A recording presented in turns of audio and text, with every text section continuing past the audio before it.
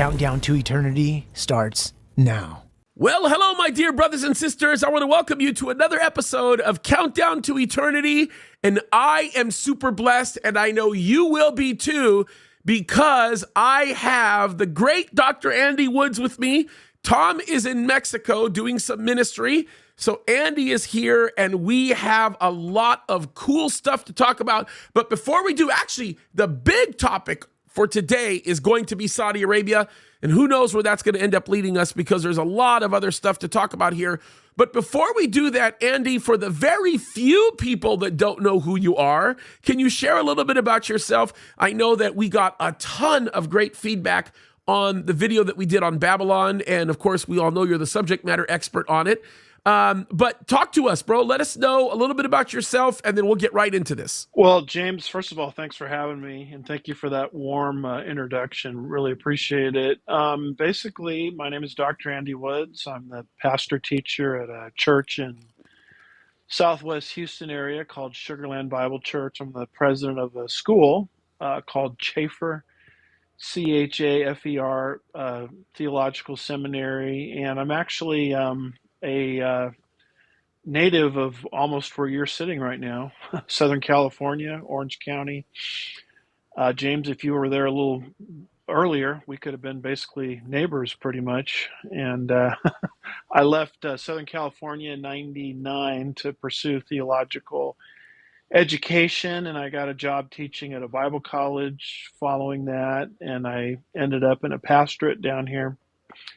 And so that's kind of taking a long story and making it short, how I, as a Southern California guy, ended up in the Houston area. Yeah, it's awesome, bro. It's a total blessing, and I know that you have blessed a lot of people, man. Your love for Bible prophecy is amazing, and your love for the truth in it is amazing. I know that when I first started studying Bible prophecy a long time ago, there were a lot of guys that were doing it, still are today, that are not all that committed to telling the truth. There's a lot of exaggerations and a lot of crazy things that are being said, but I just really love the time that you take and the time that you dedicate into figuring it all out and just really developing a better understanding of what you're looking at and what to expect from what the Bible tells us. So I'm excited about this. The topic of discussion today is Saudi Arabia. So you ready to get into this? I sure am. Yeah. Sounds great. Okay. First of all, I have to tell you this. I have been obsessed lately with the Arabian Peninsula. The reason why I have been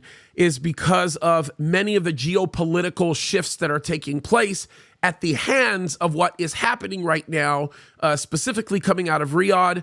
I am very interested in Yemen and, of course, Aden, because there's a lot of issues happening right now that are really grabbing my attention. And some of the stuff that we're hearing and seeing is unbelievable. Now, before I read this article, I want to say this. I was mocked on a regular basis and even made fun of with some regularity when after October 7th, I made a very, very clear statement and a series of clear statements where I said that Saudi Arabia has absolutely no interest in waiting for some type of approval signal from the Palestinian Authority on whether or not they're going to end up normalizing.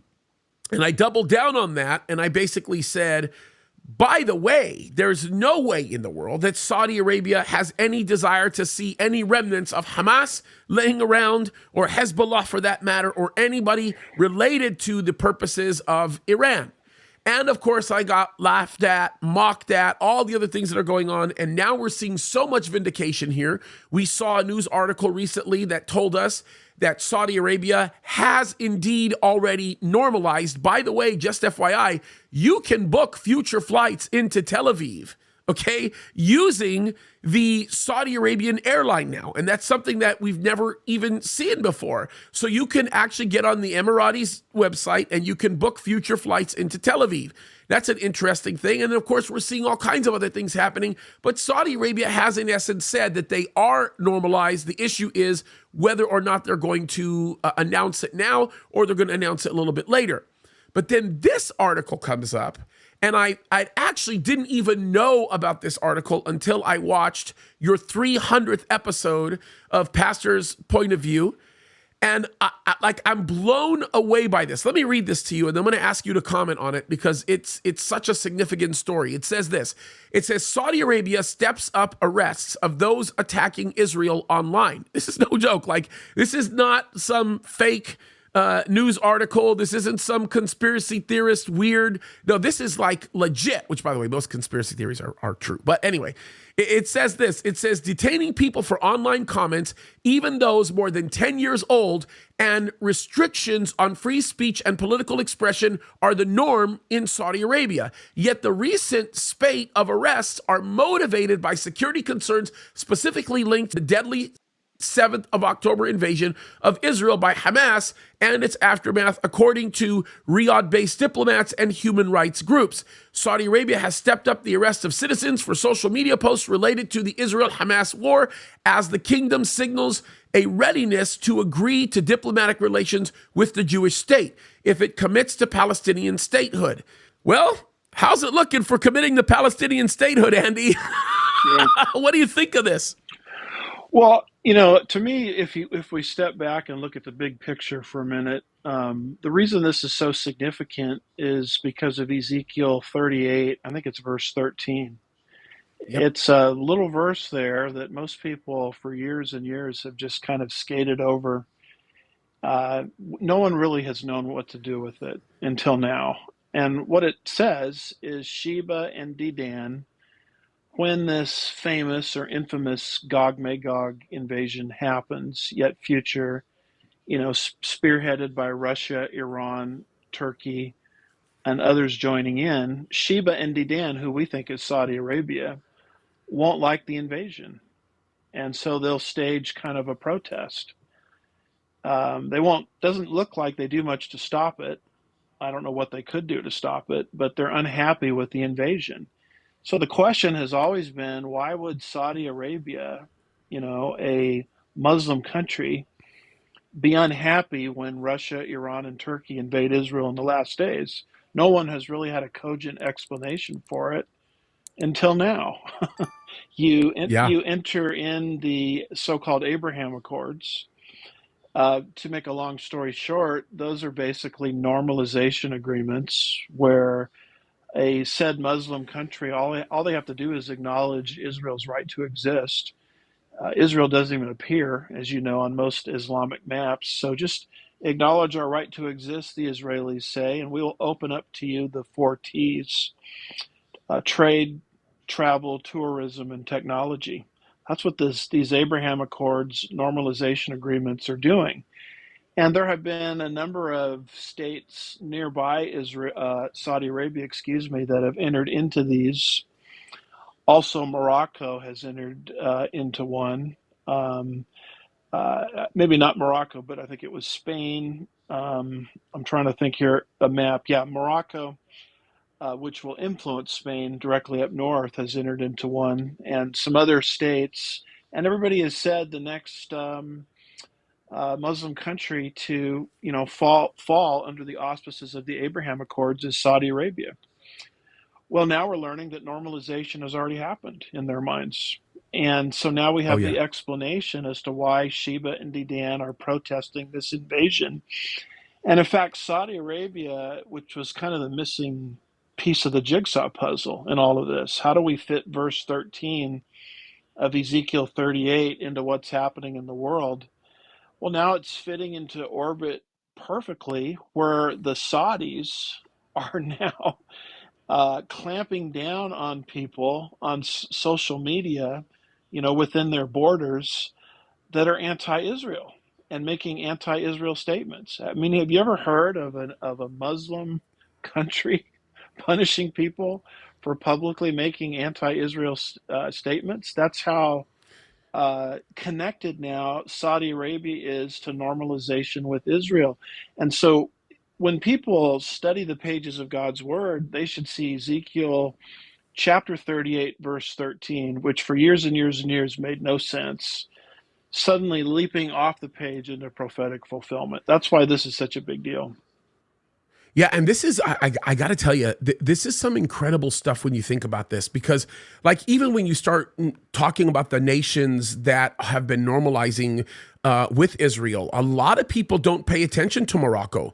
Morocco is one of those countries that are incredibly significant, especially because of the position that Israel has taken very actively with respect to Western Sahara and Morocco. And if you don't understand the geopolitics that exist on that portion of the African continent, specifically I'm talking about the northwestern portion of the African continent, you're not going to understand all of the other variables that exist. And this gets uniquely and remarkably complicated when you start bringing in the presence of Russia. And one of the things that I think is really interesting to consider, it's a thought process that I'm having, is the notation that's being made in Ezekiel 38 of there being what appears to be a very temporary peace, right? Like you're talking about unwalled cities or unfenced cities. You're talking, it feels like to me, all of these attacking nations have a semblance of normalcy between them, right? Like there's at least a type of relationship where they feel confident enough with one another because of the economic prowess that exists between them that they're going to treat with one another with respect, which is why Saudi Arabia seems to be so shocked. Like, what the heck just happened to you guys? Like, what entered your mind? And what's even more interesting to me is to see how the economic interest of Saudi Arabia seems to be the governing variable that really is running this, especially with Mohammed bin Salameen's most recent statement, where he says he specifically intends to rise in his position of greatness in the G20 and really wants to be known amongst the G7. And on top of that, he wants to be able to establish a level of economic independence based on their trade relations. And the only way that I think he knows to do that is to eliminate the significance of the Persian Gulf for trade and also eliminate the significance of the Red Sea for trade. And he knows that if he works with Egypt in developing some type of incentivization to bypass the use of the Suez Canal in exchange for creating a land bridge that goes through portions of the Sinai into southern Israel and through the Mediterranean, and having worked with Russia, understanding that Russia's position in Lebanon is going to create port access for them, especially with respect to how they control the southern portion of the Mediterranean, being that they win the civil war in Lebanon, or the civil war in Libya, is going to make an absolute difference. I think I said Lebanon earlier. I mean, Libya is going to make an absolutely significant difference in the way everything works. And so you see, insane motivation here. And let's not forget the basics, right? Like if we start thinking about the basics, Iran are Shiites. And when we start looking at Saudi Arabia, they're Sunni. And there's a big difference in the way their philosophy is, which makes this all the more absolutely astounding to me. Yeah, those are all wonderful points. Let me just go back to Morocco real quick, because she's one of the last that has entered into one of these normalization agreements. Well, when you look at Morocco on a map and you just go up north, you run into Spain. Yep. Spain is clearly in a trading relationship with Morocco. So as Morocco benefits from Israel through normalization, the Abraham Accords, so does Spain. Well, we know where Spain is biblically. It's Tarshish. Yep. Tarshish is where the prophet Jonah fled to, when he went west, when God said go east, to Assyria, to Nineveh. And so Tarshish, and if you look this up in a Hebrew lexicon, BDB or whatever, it will tell you that Tarshish equals modern day Spain. And so isn't it not interesting that Ezekiel 38 verse 13 says when this invasion occurs, the Gog Magog invasion that we've been speaking of, it's not just Sheba and Dedan that protest. It's Tarshish, and even more specific, it says the merchants of Tarshish, the money men of Tarshish, the business folks of Tarshish are protesting. And we never really had much of an explanation for that until now, with Morocco normalizing relationship with Israel, benefiting the money men of Spain. And now suddenly, James, out of the clear blue, we have an explanation for Ezekiel 38, verse 13. We now know why Sheba and Dedan are protesting and the merchants of Tarshish are protesting. And it's almost like a final piece of the jigsaw puzzle that the Lord just put into place. And a lot of this, unfortunately, is happening right under people's noses, and they don't even know what's happening prophetically. Yeah, and it's really remarkable because we really made a big deal of this when we saw Netanyahu make a statement with respect to its position in supporting Morocco through the conflict that's been longstanding with Western Sahara. And this is something that a lot of people don't necessarily consider, but Spain is very happy about that stance that Israel is taking because, by the way, the Canary Islands too are beneficiaries of that statement, right? Because if you go, further west into that portion of the Atlantic, you'll understand there's a huge benefit for them. Why? Because the Canary Islands can behave as an intermediary for trade movements. So you're absolutely right. There's a massive incentivization that's going on, even to the point where Mauritania is beginning to see the wisdom in where it stands with respect to Morocco and Algeria, for that matter, which, by the way, that's going to be a hard one to figure out because Algeria is nasty to Israel right now, but it shouldn't surprise anybody. But yeah, you're absolutely right. And it's crazy how all of this seems to be coming together. And what's funny about this is, several years ago, we would have never been able to guess it. We would have never been able to say, how in the world is this going to happen? Like, it was too difficult to be able to see it coming together. It's the same thing like Iran. When we were looking at Iran during around the time that I was born in the early 70s or the mid 70s, it's like, how in the world can Iran be a direct enemy of Israel? Like, Iran is the place that Israelis go to when they want to take a vacation. I mean, can you imagine that for a second? And to see how much it's actually changed? It's mind-boggling. Yeah, if you give history, enough time, the things that seem crazy in the Bible, eventually history catches up to the identical scenario, that the Bible anticipates. Now, James, you can correct me on this, but thinking back to 9/11, didn't some of the, if not all of the 9/11 hijackers come from Saudi Arabia, or were connected somehow to Saudi Arabia? Saudi Arabia and Egypt. Saudi Arabia and Egypt. So who in the world would have thought when 9/11 hit that the Saudis would stand, with Israel, sort of having a pro-Western bent? I mean, that scenario made no sense going back to 9/11 days, which wasn't that long ago in terms of our lifespans. And within that short period of time, Saudi Arabia, just like Iran, you're talking about 1979, just like Turkey, the Israelis went to Turkey for their vacations as well. Oh, yeah, 100%. Iran is now fitting into prophetic orbit. Turkey is now fitting into prophetic orbit. And Saudi Arabia, the host of 9/11, is now fitting into prophetic orbit to the point where they're clamping down on people within their borders criticizing the Israelis as a Muslim country. And so we're living really in astronomical times. Yeah, and it's really amazing how this works because one of the major thoughts that I had, especially during the time of the Trump presidency, is with strong American leadership, how in the world is Saudi Arabia in any way going to develop a better relationship with Russia even?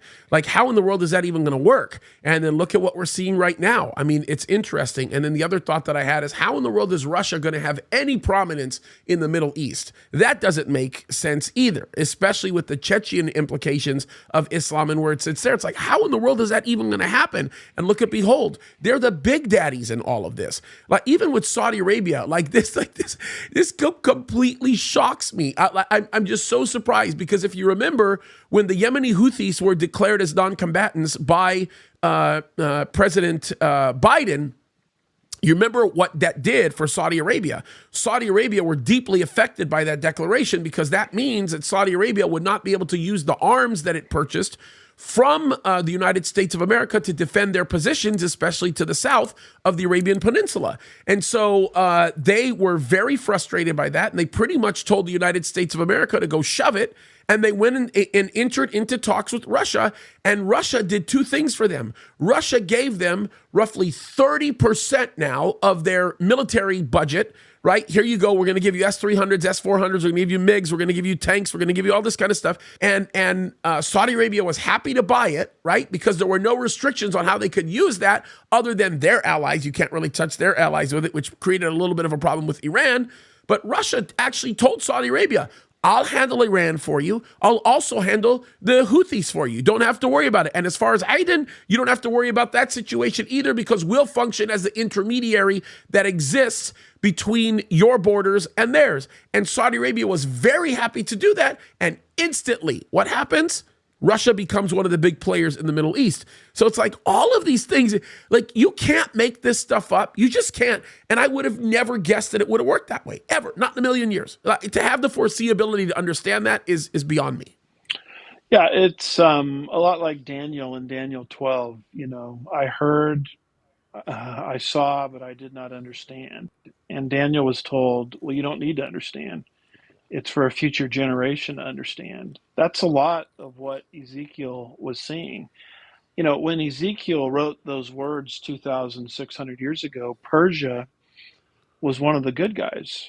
I mean, Yeah. Persia was the empire that God raised up to release the children of Israel from the Babylonian captivity.